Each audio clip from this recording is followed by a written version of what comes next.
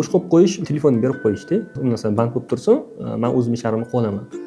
Yumshoqlik, halimli deymiz-da, o'zi bolani tarbiya qilayotgan paytda halim bo'lish kerak-da, ya'ni sabrli odam bo'lish kerak. Doktorga borganmiz, qizim poyda o'tirmiz, doktor Rashida, bitta yosh qiz kelyapti, bolasi bor. 22 yosh qiz atrofida, 3 yoshning bolasi bor.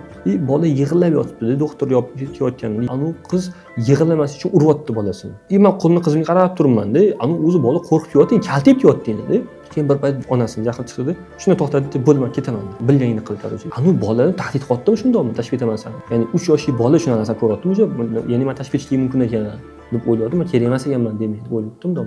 Anu qiz battar yig'layapti, ketmay endi. Men aytaman, mana shu ona qanaqa tarbiya qilyapti bolasini degman. 3 yoshli bolasi bo'lmasa. Men yaqinlashib bitta narsani eshitdim. Bitta farzand tug'ilishi kerak. U 3-qishligida farzand bo'lgan, o'sha onani yoshi kattaroq bo'lib qolganda, keyin o'sha o'ylab qolgan, o'sha olib tashlayman bolamni, o'sha katta bo'lib qolsa sog'lig'im deganda, baribir tug'ilgan bolasi. Hozir katta bo'ldi, o'sha 10 yosh bo'ldi va ovsini aytayapti, kichkina bolachaga sani onang olib tutmoqchi bo'lgan. U bola butun umr shu narsani hozir u qiz katta bo'lib qolgan, o'shada baribir bitta narsa esladi, onam meni olib tutmoqchi bo'lgan.